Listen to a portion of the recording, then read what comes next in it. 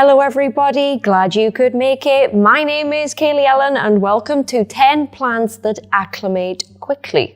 A quick thing before we start, this video is based solely on my experience with these plants. Again, if you do not know, I own the Rare Plant Shop, and here, if I have a certain type of plant, I might have 20 to 30 of that given type of plant. I import them often. This means I can get a great sense of what works and what doesn't work, what ships well, what doesn't ship well, what acclimates well, what doesn't, what propagates well, what doesn't. And don't you worry, because all of those videos are coming up on this channel. I'm going to make a series of top 10s. I do believe that should be in a playlist down below. I'm going to make all of these videos part of my top 10 series, so I thought I would start today with plants that acclimate quickly. Now then, there's something I need to tell you about plants that acclimate quickly, because just because a plant acclimates quickly after shipping does not mean to say that it also ships well. There might be some plants that I have to show you that do not ship well, for example. Similarly, when I do the video on plants that ship well, they might acclimate really poorly. So I want you to understand that there is actually a really important distinction there between acclimation and shipping. They are very different. These plants aren't in any particular order. I'm just going to grab them as I go. I think I'm going to grab them from smaller, working up to largest, because I think that's probably easier. So let me go and grab the first plant. The first plant I really want to talk to you about is my favorite heart-leafed philodendron, probably of all time. I'm not really sure I can find one that I prefer more than this plant,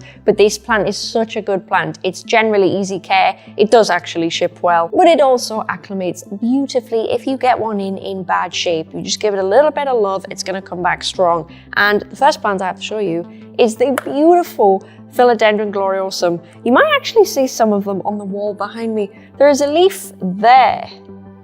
Where I'm pointing there, there's a brand new leaf come in. There are some others, but I think they're further up on my wall. This isn't a green screen, by the way. I've had people say that they think it's a green screen. It's not. It's real. It's a real background. So now we've got that out of the way. This is Philodendron gloriosum, and it's honestly, can you tell why I like it so much? It's just spot on. This isn't actually an acclimation from an import. This is one of my own propagations, but to be honest, some of the same rules apply. So when I cut these, I really have to give them very little care when I plant them into, say, leca or anything like that. I just shove them in and they will probably root and take up very well. The reason they acclimate so well, I believe, is just because of how easy it is to grow roots on them. So if you get a philodendron in and it is a stump, it's probably going to rehabilitate quite quickly, providing, of course, you give it what it needs. But this is just one of my top plants, and honestly, you're probably going to see it in tons of videos, whether it be these top 10 videos or favorite plant videos or easy plant videos. This is your boy. Honestly, it is. I say that a lot on this channel. I'll show you up a little bit closer in front of my face. I mean, if you didn't like Philodendron gloriosum before, surely you do now. Look at that. Oh my God, that is a thumbnail right there. What a beautiful plant. What a beautiful plant. So easy to care for, grows really well, acclimates beautifully. Whenever I bring in gloriosum, which admittedly isn't as often nowadays as what it used to be because I have so many mother plants, it scares me. I've probably got 200-300 mother plants, no problem. But I do still bring them in from time to time. And when I do, honestly, I don't really lose any. I just don't lose any. It's rare that I lose one. And if I do, it's probably because it was particularly weak or something like that. I just rarely lose them. I rarely lose them when I propagate them as well. They are a fantastic plant. If you've ever considered taking the plunge on one of these, honestly, they are brilliant. They're absolutely stunning. Completely recommend. This is Philodendron gloriosum. The next plant I have to share with you, I don't really think I've talked about that often on my channel, but honestly, when I brought these guys in last year, they were noticeably easy. Like, they just didn't really change from the day that they arrived in my shop to literally 3 weeks later. There was no change. Very, very nice, tough, easy plants. This plant here is Philodendron bipennifolium aurea, also known as Philodendron golden violin. I think that is the name. If it is a different name, I will have put the correct name up on the screen. But this bad boy, admittedly, this isn't showing how awesome it is. So this is quite juvenile, to be honest. This might give you a slight idea here of the leaf shape. I can't see which way I'm turning this. Like this. It's kind of like almost like an elephant's face shape, I suppose. It's not a great analogy, but the leaves are a slightly different shape from this. Anyway, this is because it's juvenile. But the cool thing about this plant is it's very similar to a philodendron Florida ghost. When the leaves come in, they emerge a lemon yellow color, and then over time they fade to green, which is why you're actually seeing this. This is fading down already. That was yellow, and it's going to fade further down to that, which will fade down to that, which will fade down to green. So the yellow is temporary, but it's a really pretty plant. And honestly, these are so strong. This is just one of them. I don't have many of these, admittedly. I don't know if many people even care about these. I don't hear them mentioned. In terms of like rare plants, air quotes, this is definitely on the cheaper end. I think you can find these for about 50 English pounds, maybe a little bit lower. It really depends, or at least that's what it was when I last checked last year. So they're quite affordable, but my goodness, they acclimate so well. There is just zero change from bringing in the plant to a few weeks later. They look exactly the same. So they can't really not get my vote. They're absolutely amazing. They're really, really tough. This is Philodendron bipennifolium aurea, also known as Philodendron golden violin. Okay, the next plant I have to show you, I have so many good things to say about. I can't shut up about it. This is very similar to the Philodendron gloriosum I showed you, the first plant in our list, because this plant I have here is the same thing. It's so tough, and it is kind of an all-rounder, so it does acclimate well, it also imports well, it propagates well. This is an all-rounder, so if I do more of these videos, you are going to see this probably pop up. It is unbelievable. This plant isn't really the one plant, it just stands for a certain type of plant. But I want to show you this one here just because it's the one I picked up today. I saw it over there in a tray and I thought, that's quite nice. So this here is the most amazing Syngonium pink splash. I will try and tip it up to the camera like that so you can see. Can you see that there? Look at that. How beautiful is that? So this is essentially a pink variegated Syngonium. I'll try and pull some of the leaves forward so you can actually see on camera. Look how stunning this plant is, honestly. I'm lucky because this plant here has growth that has just come out with me. Because, why do I say that? So this plant does acclimate well. Now they do ship well, but you can get yellowing on the lower leaves, or you can get leaves that get quite stressed. So this plant here has grown with me and all of the leaves are just the most stunning color. Like you can tell every single leaf on here is one of mine. It's absolutely beautiful. There's another one there. There's another one there. Oh my goodness, how gorgeous is that? That is just stunning. They do acclimate well, but they can drop a couple of leaves in shipping. So this one looks great, but they can look not as good. But honestly, these can take nearly anything you throw at them. They really can. They can tolerate overwatering pretty well. They can damn near live in marshy water. If I'm totally honest with you, I've done it. They can take underwatering like no tomorrow as well. They're just tough. So in terms of a plant acclimating, these are fantastic. They also grow really quickly. Like I'm having no problem propagating these and duplicating them. They're a really beautiful plant, really nice as well. If you want a variegated plant that is easy, that's not going to give you too much trouble, and it's a good price as well, because these aren't too expensive. These are definitely, I think they're high double digits. I know that is kind of expensive, but in terms of like rare plants, this is definitely one of the cheaper ones. I'll tip it once more because honestly, this really is one of my favorites. Can you tell? There. Oh my God. Oh my God, that is a beautiful, beautiful plant. Now then, the rule here does apply to most types of Syngonium. Not all types of Syngonium, but any Syngonium that is from the podophyllum variety or family, shall we say, it kind of applies to that. So it doesn't have to be a pink splash that I'm holding up. It could be a Syngonium albo, it could be a Syngonium aurea, it could be a Syngonium mojito. It could be anything in that arena. They all perform in exactly the same way these ones do. But honestly, how could I not hold that up on camera today? That is just mind-blowingly beautiful. So this is Syngonium pink splash, but it doesn't just have to be pink splash. The next plant I have to show you is an anthurium. I know. Anthurium are not the easiest for a lot of people anyway. Some people just have an affinity with them, but for a lot of people, Anthurium generally are pretty shit to acclimate. Not this guy, I guarantee you. So this here is Anthurium veitchii. He's just a one-leafer, but he's so pretty. I've had this guy about I think about a month now, I would say. He's doing really well. He came in more or less like this, so I haven't had new growth out of him, but that's not necessarily what acclimation means. It's just growing roots and it's doing well. So this one hasn't even gone nasty from shipping. You can see some shipping damage on him, I'm not going to deny that, but generally speaking, exactly the same, exactly the same. He's had the same treatment as all my philodendron get, and he's beautiful. Anthurium veitchii, what a pretty guy. I will mention this a lot in later videos, no doubt, but I think the reason that this guy is tougher and he acclimates more quickly is because he's not velvet.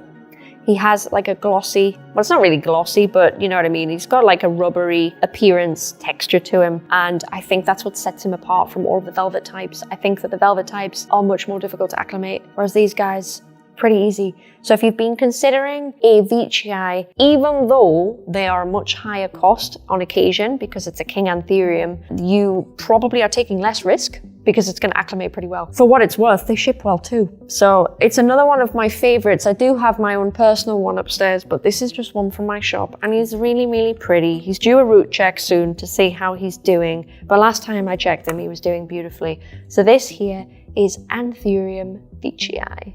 The next plant I have to show you is another one of my absolute favorites. I have a giant one in my wall. Can you see it? Yes, you can. It is right around here. This, honestly, such a good plant. This here is Philodendron Ploumannii. Right then. One thing, this is a leaf that's emerging. That's why it's so brightly colored. This is an older leaf here, as you can see. This is what they normally look like. Sorry, it's going to focus on me and not the plant. And this here is a brand new leaf like that. Beautiful, beautiful plant.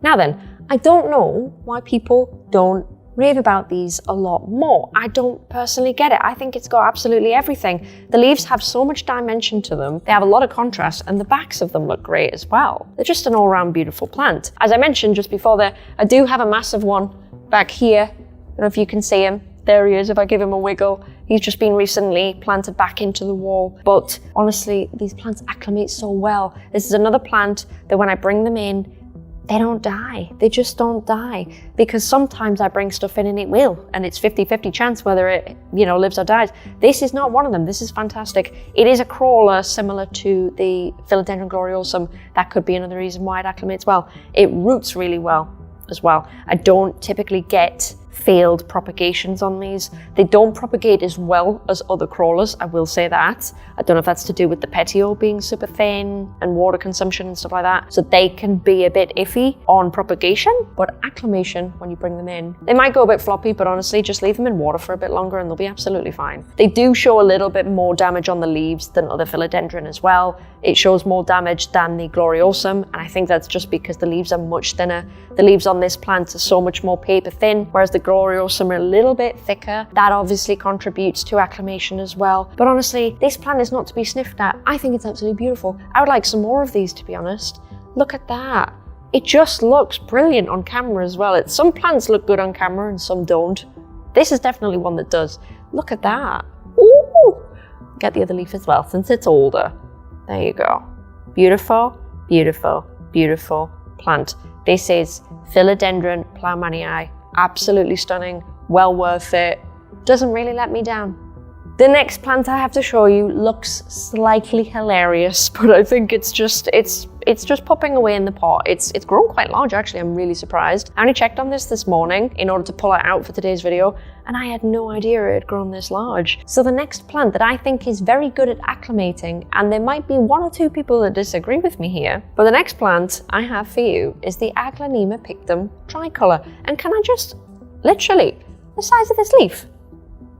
I know that pictums, obviously, the Acclimate generally can get quite large, but you never see them that size. Look at that. You don't really see them that size. You see them more like this size here. So basically, let me just show you what's going on because this looks insane. There are roots all up in here. This is actually in soil. It's been in here a long time. I find that they just like soil a bit more than other things. But this plant has pupped itself, which is awesome. So I have two pups in the same pot like that. Sorry, I know it's not the best thing to be able to tell against this background. It's beautiful, but it's not the easiest thing to show plants against. But yeah, this new leaf, I mean, what?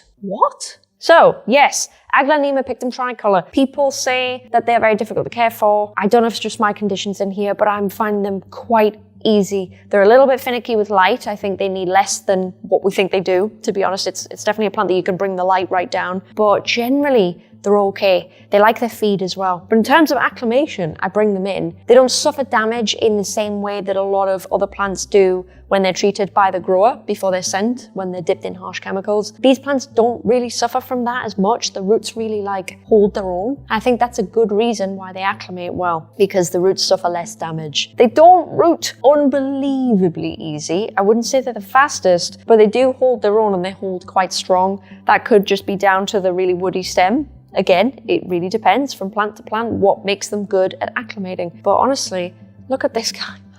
It looks so good, doesn't it? I may have to keep this guy. This guy is awesome. There you have it. This is Acclimate pictum tricolor, sometimes known as the camouflage plant, but it is Acclimate pictum tricolor. Absolutely beautiful, obviously, because it looks like camel, like real camel. What more could you want? It is velvety as well, by the way. It's got a really beautiful texture that is not going to come off on camera, but oh my God. We're getting a little bit larger with the plants now, but this next plant, again, I've brought it in. I've had no losses. It roots like wildfire, this one. This one and another plant I have on this list that I'm going to show you after this one, they're kind of similar in the way that they root, in the way that they grow, and the speed that they grow. This one is not as fast as the next one, but it's still a solid plant. Trust me, this is absolutely solid. So this here is the beautiful Philodendron mexicanum. Now I'll try and tilt it this way so you can actually get a good sense of what's going on. It's not the easiest thing to show you when these plants are all massive. I'll move back slightly. So the plant has a shape like this on the leaves. If I put it in front of my body, you can really see the shape there. That's how they look. But also, they have this beautiful blush that comes in on new leaves, look, right up here on the back. Look at that. Is that not just sexy to you? Look at that. Oh my goodness me, that is just the most beautiful thing in the world. Now, unfortunately, at least for me in my conditions, the red backing is not permanent, so it will fade. If you look here, this is much less of a blush than the newer one. Still beautiful though, and it's still really nice to have. Now then, you may notice these aerial roots here in the bottom of the pot. Can you see that? That is insanity. Those roots have grown mainly with me. Certainly the last two nodes have definitely been with me. They just root like nothing else. Now, I had trouble picking this out because this was actually rooted into a lot of my others that were next to it in Lecker. So that tells me that they root really fast. I can't really pull this out that much, but you can see there that that aerial root was rooting into another pot.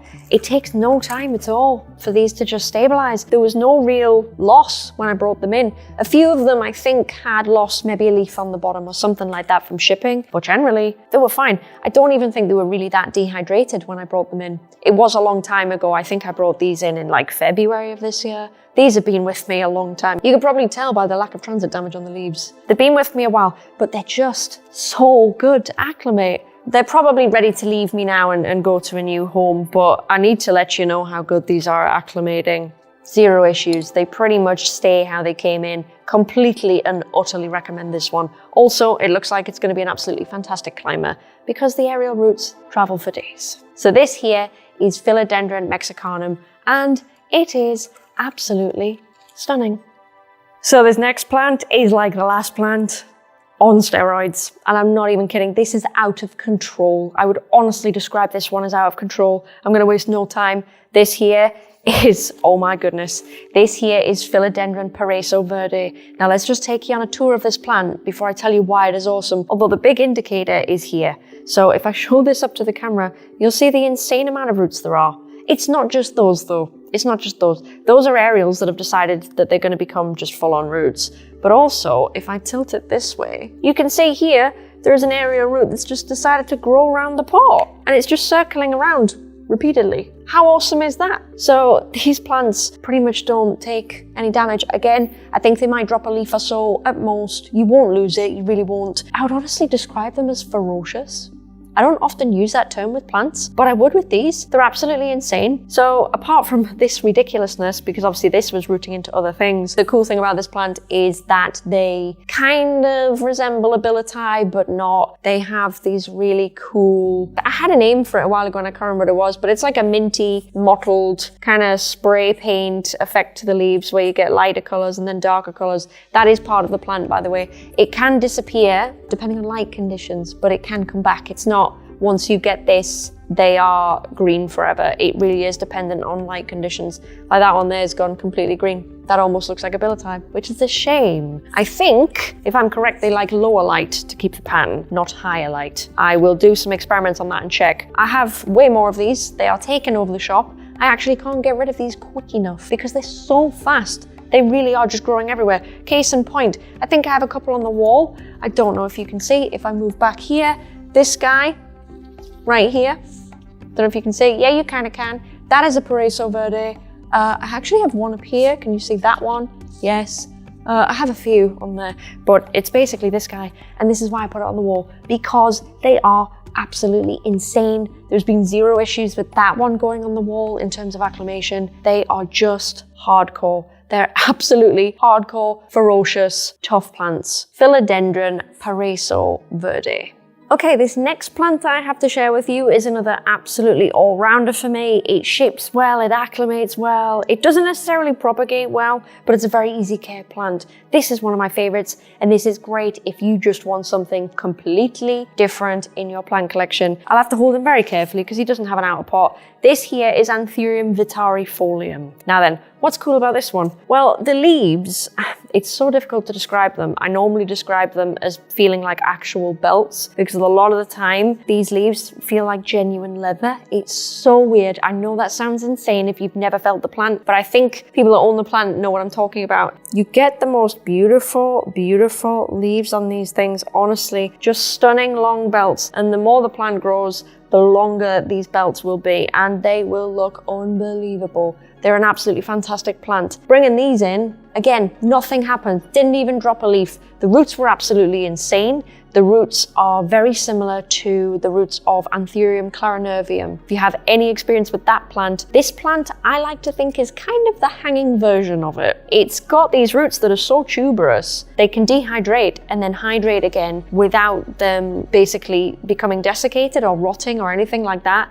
They're so tough. Honestly, they are so tough. They're one of the toughest anthuriums there are, and they just grow fantastic. And if you have less space and you want a hanging plant that's just cool as hell, this is your boy. Look at it. It's an absolutely fantastic plant. It is what is known in the trade as a long boy. That's how we professionally refer to them. This one isn't so long though. This one could be better, I think. But he is just a baby because this here, you can't really tell, but this is a new leaf coming out here. He's just a small boy. You know, he's a long boy, but a small boy. Really, really pretty. One of my favorite plants. Acclimates so well. It's kind of like wood acclimation. It's just so easy. So this here is Anthurium vitarifolium. The last plant I have to share with you today, it's the biggest one, it's the most gangly, it's the most unruly, but it's fantastic, and I had zero leaf drop on acclimation. It's just been perfect. It's been absolutely wonderful. The only thing I'll say that it hasn't liked from me personally is the amount of light I've given it. I do think that in the conditions that I have this plant currently, it's getting a bit too much light and it needs a bit less. So for that reason, I've left one of these leaves on. It's got some acclimation damage, but it's due to the light, I think, more than anything. So without further ado, one of my favorites, love this plant at the minute, absolutely obsessed. This here is Philodendron Dean McDowell, and it's absolutely stunning. I do have it in an outer pot, but it's all icky. So this here is a new leaf, like this, coming in. It's very similar to a Gloriosum, and you're probably thinking, it kind of is, except it's a bit glossier. If you look at that, a bit less veining. That's because it's a hybrid between Philodendron gloriosum and Philodendron pastazanum. So if you're seeing essence of gloriosum, that is actually why. Look at this dude here, seriously. Can you see that in the pot? I know that's not the easiest thing to show you, but look at him go. It's just ridiculous in there. So yeah, as I say, I didn't have any leaf drop. Now then, the two leaves on the bottom are this one here, that small round boy, and if I pull him down, this one here. Now this one's taken a beating because if I stand back a little bit, I've been using this leaf kind of above the others to shade it because, as I mentioned before, I think it's had too much light. The new growth's actually all right. This is obviously the newest boy right here. This guy, absolutely beautiful. He's not even hardened off yet. He's kind of pink on the back still. Don't know if you can see that. Let me turn him around. Yeah, you can kind of get an idea that he's pink. And the leaf before that is this boy here. I mean, tell me that isn't absolutely beautiful. It just, honestly, this plant gives me the kind of smile that you can hear. Honestly, I'm obsessed with this.